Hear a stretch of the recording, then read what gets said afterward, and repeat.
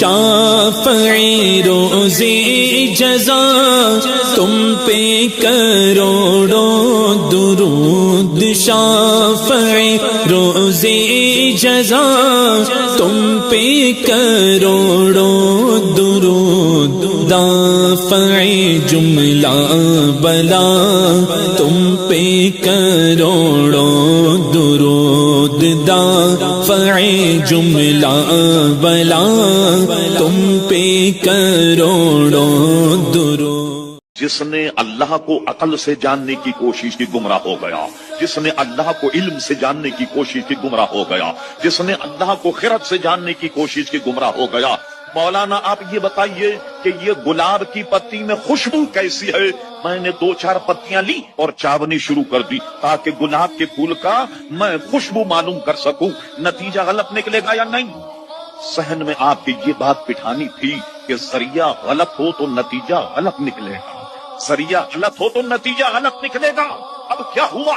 किसी ने अकल को जरिया बनाया, खुदा को जब ढूंढने की कोशिश की तो पत्थर को खुदा कह गए। इन सबों ने वो जरिया तलाश किए जो जरिया थे नहीं, वो तरीके उन्होंने अपनाए जो फिलवाके नहीं। और मुसलमान इसलिए है उसने अल्लाह को न इल्म से जाना, न अकल से, न फिरत से, न बदल से।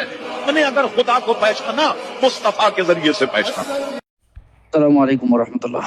মুফতি কেরামের কাছে আমার একটি জানা বিষয়, মহিলারা মাথার চুল বিক্রি করে দেয়, এটা শরীয়তের কি বলছে?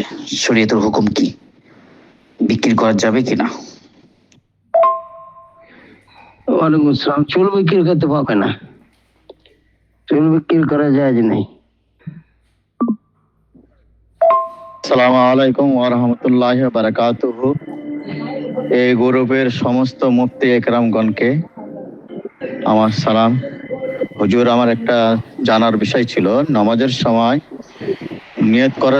নিয়ত করার পরে যখন তাকবীরে তাহরিমা করা হবে তো কানের লাউ পর্যন্ত বলা হয়েছে, কিন্তু কানের লয়ে হাত ঠেকাইতেই হবে এরকম কোনো শর্ত আছে নাকি? একটু দয়া করে হাদিসের রেফারেন্স দিয়ে একটু জানাবেন। আসসালামু আলাইকুম ওয়া রাহমাতুল্লাহি ওয়া বারাকাতুহু। ওয়ালাইকুম আসসালাম ওয়া রাহমাতুল্লাহি ওয়া বারাকাতুহু। তাকবীর তাহরিমার টাইমে কানের লব পর্যন্ত হাত ঠেকাতে হবে, এটাই কেতাবে লেখা আছে। উজনাইহে শাহমাতাই, অর্থাৎ কানের লব পর্যন্ত ঠেকাতে হবে, এটা লেখা আছে। এখন আর উল্টা পাল্টা করলে আর দায়ী আমরা নই। আসসালামু আলাইকুম ওয়া রাহমাতুল্লাহি ওয়া বারাকাতুহু। একজন ব্যক্তি বলছেন, যেখানে নামাজ পড়া হয় জামাত সহকারে মুসল্লিরা, ওই জায়গা থেকে এক ধাপ পিছনে এসে নামাজ পড়তে হবে। তা ব্যতীত অন্য জায়গাতে সরে গিয়ে নামাজ পড়া যাবে না। তো এটা কোনো নিষেধ আছে? নামাজ ফরজ পড়া পারি 1 ধাপ, 2 ধাপ, 5 ধাপ, 10 ধাপ, 50 ধাপ দূরে যাও নামাজ পড়া জায়েজ আছে। বাড়িতেও ওই সুন্নাত গালা পড়া জায়েজ আছে। ও যে ফতোয়া দিয়েছে ও কিছুই জানে না। আসসালামু আলাইকুম, অসংখ্য ধন্যবাদ মুফতি সাহেবকে। আসসালামু আলাইকুম ওয়া রাহমাতুল্লাহ। আর একটি কথা বলছিলেন যে আল্লাহ নবী সাল্লাল্লাহু আলাইহি সাল্লাম নবুয়তের পর সব জানতেন, নবুয়তের আগে কিছুই জানতেন না। তাহলে আল্লাহ এখানে বললেন মা কানা ওয়া মা ইয়াকুন, যা হয়েছে এবং যা হবে সবকিছুই আমার নবীকে শিক্ষা দান করেছেন আল্লাহ তাআলা। তাহলে এই আয়াতের অস্বীকার করলো না?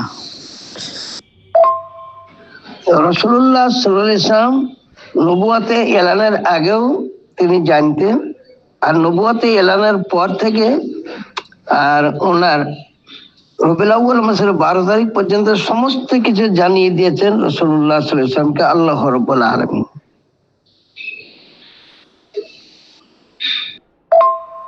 জনাব শাহাবুদ্দিন সাহেব যে হাদিসটা বলতেছিলেন, ওয়ান আবি হুরায়রা ক্বাল قالوا يا رسول الله متى وجبت لك النبوة قال وآدم بين الروح والجسد رواه الترمذي मैं उस আমি ওই টাইমে নবী ছিলাম যখন আদম আলাইহিসসালাম মাটি এবং পানির মধ্যে জন্মগ্রহণ ছিল, অর্থাৎ যখন ওনার জন্ম হয়নি তার আগে আমি নবী ছিলাম।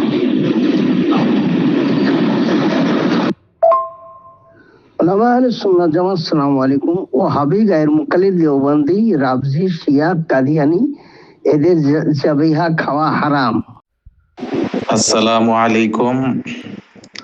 মুফতি নঈমুদ্দিন হুজুর সাহেবকে বলছি, হুজুর আমার একটা জানার বিষয় আছে, ফতোয়া। সেটা হচ্ছে আসরের নামাজের পর কোরআন শরীফ তেলাওয়াত করা কি যাবে না যাবে না, এটা নিয়ে একটু বলবেন হুজুর প্লিজ। আসসালামু আলাইকুম। ইসলাম আসরের নামাজ পড়ার পরও কোরআন শরীফ তেলাওয়াত করা জায়েজ আছে। আসরের নামাজ পড়ার পর ওই নফল নামাজ পড়া চলে না, কিন্তু কোরআন শরীফ তেলাওয়াত করা জায়েজ আছে।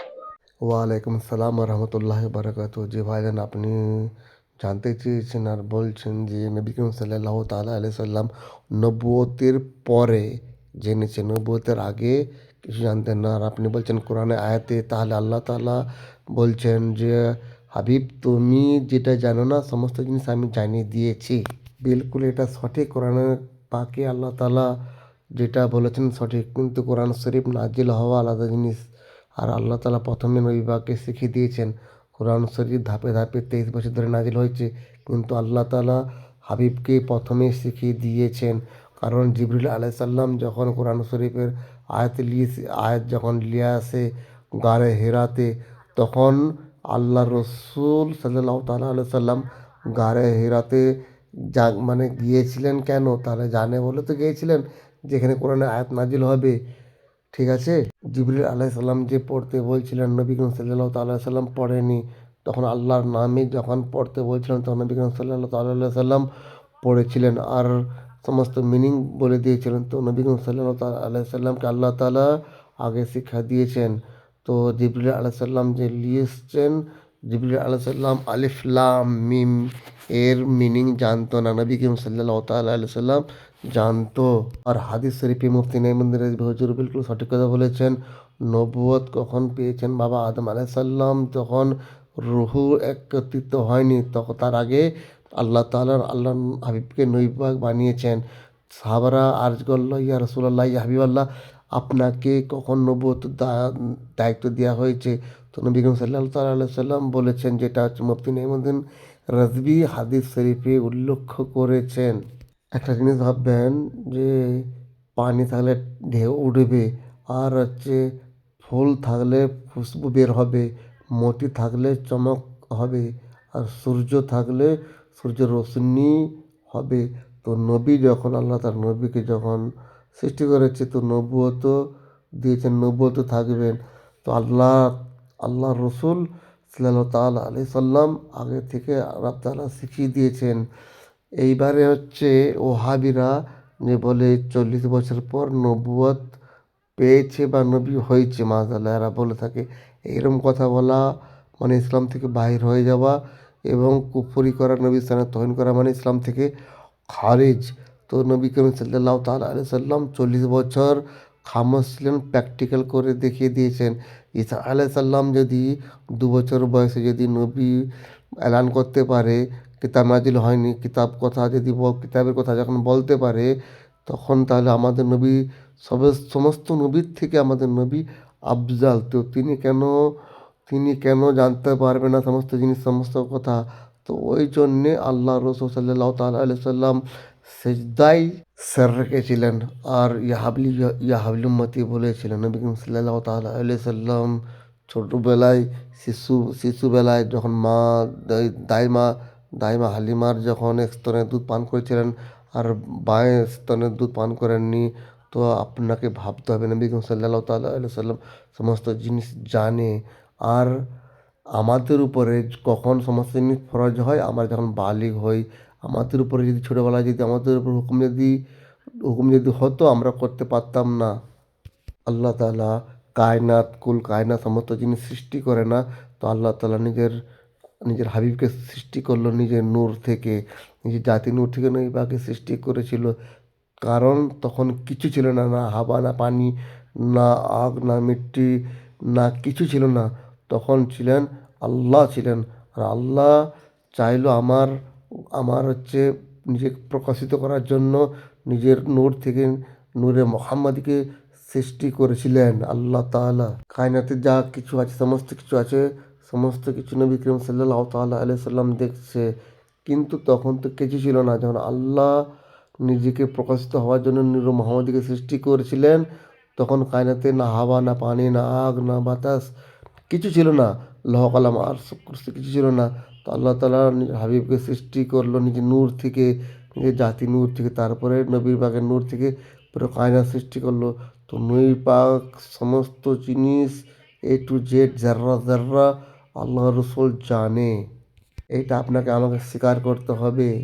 কেউ যদি বলে নবী করিম সাল্লাল্লাহু তাআলা আলাইহি সাল্লাম এটা জানে না ওটা জানে না, তাকে বলবো না জানারও লিস্টও বলে দিয়েছে, যেটা জানে না যেটি বলবেন ওইটাও ওনারই কথা, আল্লাহ তাআলা আল্লাহ রসুলকে বলে দিয়েছেন এবং জানিয়ে দিয়েছেন। তাহলে এখানে বোঝা গেল কোনো কোরআন আয়াতের সাথে কারোর সাথে কোনো টাকরা হলো না, আর টাকরা হওয়ার কোনো মানে সন্দেহ নেই। আর কোরআনে কোনো সন্দেহ হওয়ার কোনো কোনো জায়গা নেই। যারা সন্দেহ করে তারা হচ্ছে ওয়াহাবি।